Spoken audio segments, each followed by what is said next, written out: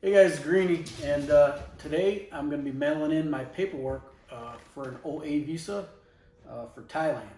And I know there's a lot of talk there on the expat groups that you can't get a retirement visa right now. Well, it just opened up for U.S. citizens. I've been on the phone with the Thai embassy and the Thai consulate, and last week I sent all my documents in through their website, and that's been approved. That was step one. Now I've moved on to step two, and I have to mail in all my documents.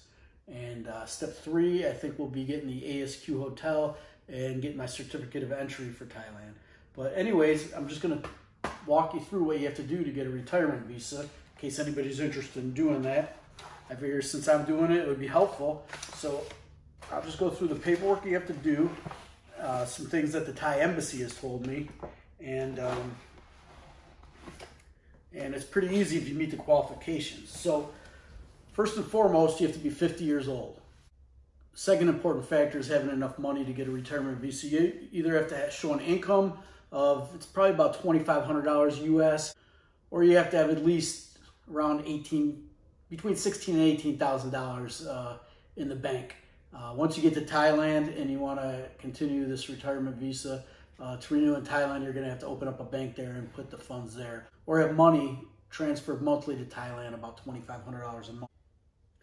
So the first thing I did was made sure all my documents were scanned, and I had to apply online, like I said, and send them the documents. So I'm just going to go through all the documents and what you need to get an OA visa. First thing you got to do is fill out the application online, and then they'll send it to you when you have to apply through the mail. So I did that. That was relatively easy.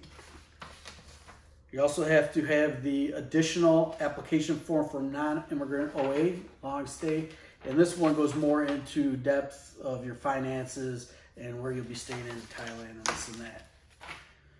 Another requirement is that you have a criminal background check in your country. It can either be in your state or through the FBI.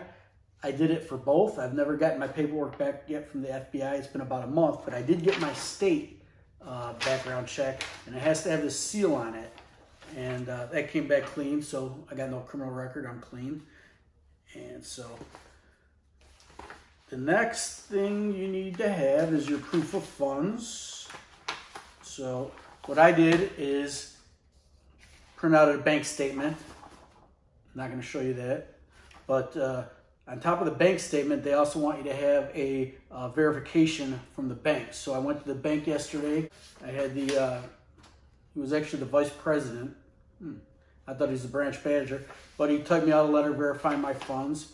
I also, just for the heck of it, I have a decent pension, and I sent them my last 3 paycheck stubs for my pension. So did all that. But that's a big thing. Make sure you get your verification from the bank.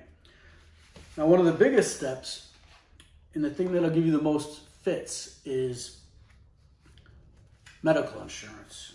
And now they're very specific. They want you to have a certain documentation that says that you have $100,000 in COVID insurance. And you also have to have $100,000 in insurance in case you get sick. So whatever.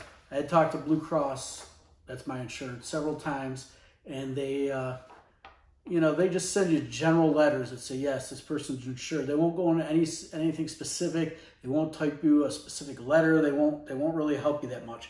So what I had to do is go into my previous employer. I have a pension. I also have insurance through my pension. And my previous employer, the human resources person, was nice enough to type me a letter on letterhead and sign it. And basically I wrote it out for her, and I think it works perfect. I'll read it to you. But it says, me, and I had my date of birth put on there from my previous employer and the date. As part of retirement benefit package is provided, I am provided lifetime insurance provided by Blue Cross, and my policy number, division, enrollee ID number. And I had her put, there's no expiration to this policy, and that in the event that I contract COVID, I'm covered for that also. And I have this Blue Cross Global Core. That's what makes it international, I guess. Anyway, so she did that, and then printed out my form from their computer they had. I also had them print out my summary of benefits, so all my benefits are here. I don't think you can send too much paperwork into the Thai embassy or consulate. And then the original documents that I was given from Blue Cross, my letter of eligibility, I attached that. And then this other document is from Blue Cross Global Corps and explains how my coverage works when traveling outside the country. So I put all that. All right. Moving on to the next thing I had to have. I had to have a medical certificate, which is right here, from my doctor, and or from any clinic or whatever.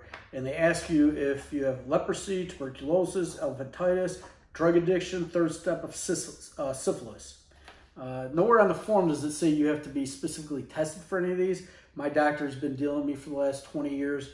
You know, I've had physicals every year. He knows I have no symptoms of any of these things, and he filled out the form and it's attached. I've seen some comments that, oh, it costs so much to get tested for elephantitis. You can't get that in America. They won't do it for you. Go see your personal doctor and just ask him to fill out the form. Shouldn't be an issue. Another thing that you have to do when you apply for the visa is you have to have your flight. You already have to have your flight booked to Thailand. And it has to be a repatriation flight, not a regular flight. So I called and talked to, if you go on the Thai Embassy website, it has the phone numbers. You have to call a specific phone number. There's one for Korean Air, one for Qatar. I went through Ava Air only because I've flown with them before and I really like their service. But I booked my flight. It's a little bit more money than a regular flight would be. It was about $1,000. Let me see, I should have it right on here. With tax and everything, $1,049.53. So that's for a one-way ticket to Bangkok. You're going to stop in Taiwan on this, and then that flight from Taiwan to Bangkok is the actual repatriation flight. But it's a lot more money than just going on kayak and looking for a flight. That'd be about $500-600 for a one-way flight. But you got to do it if you want to enter Thailand. OA visa, $200 cashier's check or money order made out to the Royal Thai Consulate General, Chicago. That's how much it costs. Got to send 2 passport pictures in and your passport, last but not least. But like I said, first step is you got to scan all this stuff. First of all, you got to get it all. It'll take at least 3 weeks to get your background investigation. You know, I had to do a lot of running around to get all this insurance stuff. You know, I had to sit there and wait at my previous employer and just like corral the lady to get everything done for me. So, but I got it all done and it was tentatively approved through the website, and now I'm just going to mail it all in. So, keep watching my channel. You know, like I said, subscribe, because I'm gonna walk you guys through this whole process. I mean, when I do the next step with the certification of entry, I'll let you guys know what I had to do at the ASQ hotel. I'll do some videos when I'm there. This is video 2 of my series, my voyage. I'm gonna call it my voyage to re-enter Thailand. And video number 1, about that I'd given up on Thailand this year and then everything changed. I'm gonna put a link to that in the description. So if you haven't seen that one, go ahead and check that out. To access the description, go ahead and just click on the title of this video, and it'll show you the description. And like I said, I'll have a link there. If you like the video, give it a thumbs up, and you know, make some comments. Let me know what you think. If this is helpful, not helpful, if you guys have any experiences yourself in obtaining the visa. But you know, and then please subscribe. I have 125 or so, I don't know how many now, but I'd like to get to 125,000 subscribers. Maybe sometime, why not?